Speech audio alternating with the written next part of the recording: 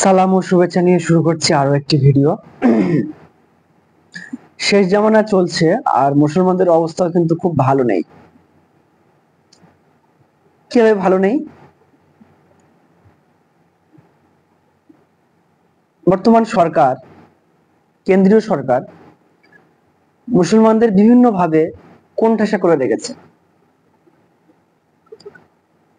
সেটা শিক্ষা ক্ষেত্রে হোক, উন্নয়নমূলক যে কোনো কাজে মুসলমানদেরকে এমন ভেবে চরম কোণঠাসা করে রেখেছে, যেসবগুলো বরাদ্দ হওয়ার কথা, যেখানে যত টাকা বরাদ্দ হওয়ার কথা সেখান থেকে কমিয়ে কমিয়ে কমিয়ে তার এমন বরাদ্দ করে রেখেছে যেটা না করলেই হতো। কিন্তু মনে হয় সংবিধানটাকে ফলো করার জন্য বা সংবিধানকে শুধুমাত্র করার জন্যই কিছু টাকা বরাদ্দ করে রেখেছে। আর মুসলমানদেরও খুব একটা বুদ্ধির কমতি বলা যায়, একটা বাজে স্বভাব, যে অধিকার আদায়ের যে লড়াইটা, অধিকার আদায় করার জন্য যে কার্যক্রমগুলো মুসলমানদের দিকে দেখা যায় না, আছে খুব কম। মানে একত্ববোধ নাই, একত্ব মানে একটা নেতৃত্ব যে এক নেতৃত্বের মধ্যে থাকবে এরকম না, বিভিন্ন ভাবে ছড়িয়ে ছিটিয়ে। আমার দেখা মতে কামরুজ্জামান সাহেব, উনি কোন পার্টি করেন বা কি করেন আমি জানি না, কিন্তু ওনার দৃষ্টি বা ওনার যে নীতি, একটা যে সিস্টেম, এই অধিকার লড়াইয়ের দিক থেকে উনি কিন্তু অনেক অগ্রগামী। আমি এটা খেয়াল করেছি। উনি যথেষ্ট মানে চেষ্টা করেন, যতটা পারা যায় উনি কিন্তু করেন। তারপরেও ওনার শুনতে হয় বিভিন্ন রকম খারাপ কথা বলে, অনেকে ওনার বিরুদ্ধে পিছনে বলে, কিন্তু ওনার পাশে থাকার কিন্তু প্রতিটা ভাইদের কিন্তু অবশ্য করণীয়। প্রতিটি ভাইদেরকে কিন্তু ওনার পাশে থাকা কিন্তু খুবই ইম্পর্টেন্ট। কিন্তু আমি দেখেছি বিভিন্ন দল বল মানে বিভিন্ন রকম মতদর্শ তৈরি করে, বিভিন্ন রকম এই সেই সাইসুট, ওনার পাশে নেই কেউ।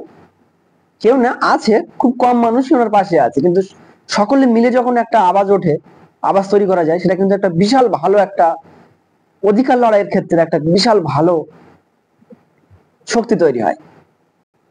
আসলে কি এনারা মানে গায়ের জোরটাকে বেশি ইম্পর্টেন্ট মনে করে, গায়ের জোর দিয়ে সবকিছু জয় করার চেষ্টা করে, মানে অধিকার করছে, কিন্তু হয় না, গায়ের জোর দিয়ে হয় না। অধিকার লড়াই করতে, অধিকারের মানে লড়াইয়ে অধিকার পেতে গেলে জনসংখ্যা লাগবে, কারণ যেহেতু গণতন্ত্র সিস্টেমের মধ্যে আমরা আছি, এটা তো ভুললে হবে না, না?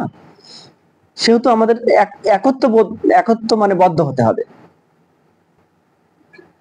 আল্লাহ আমাদেরকে দিয়েছে শ্রেষ্ঠ কিতাব কোরআন শরীফ।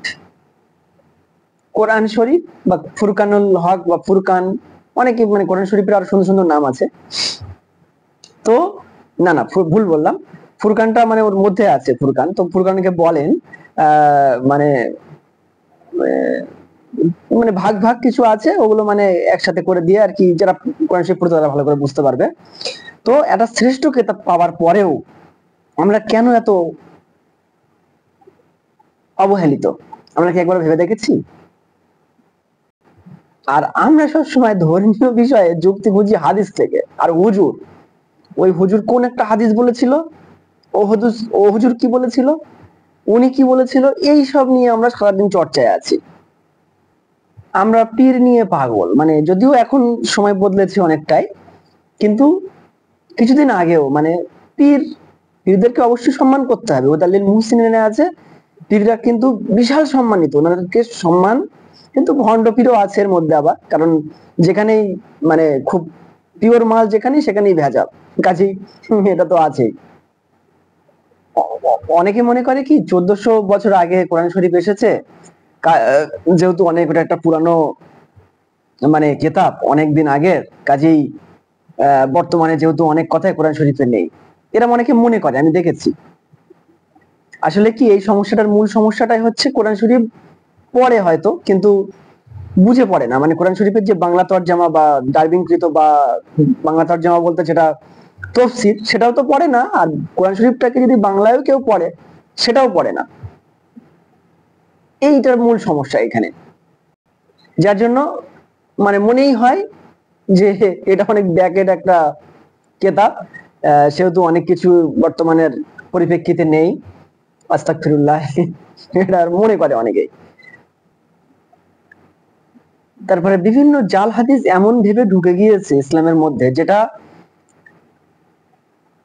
সাধারণ মুসলমানরা অনেকে সেটা মানে জাল হাদিসটাকেই বুঝতে পারে না। মানে কি, যা মানে যেসব হুজুররা মানে এইসব গুলো যখন বলে, জলসায় যখন জলসা করেন, ওনারাও মানে এইগুলো পিউরিফাই করে না, যেটা জাস্টিফাই করে যে এটা কি সঠিক হাদিস কি জাল হাদিস নিয়ে।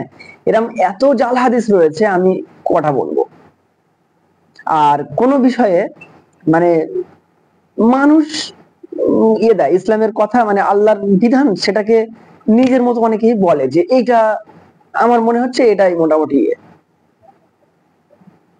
মানে কোরআনটা কি খুব ভালো রকম ভেবে না, বিধানগুলো ভালো করে না জানার ফলে কি হয়, নিজে থেকে বা কিছু কিছু হুজুররা অনেকে মিলেই এমন একটা মানে তৈরি করে, ফতোয়া তৈরি করে, অনেকে বলে ফতোয়া দেয়। মানে ফতোয়া মানে কি, মানে ইসলামে ফতোয়া দেওয়া যায় এরকম আছে কি আমি জানি না, এরকম তো এগুলো অনেক ডিপলি ব্যাপার। কিন্তু কি মানে কোরআনের বিধান কি অনেক সময় কি হয়, ফতোয়া দিতে গিয়ে কোরআনের বিধানকে অগ্রাহ্য হয়ে যায়।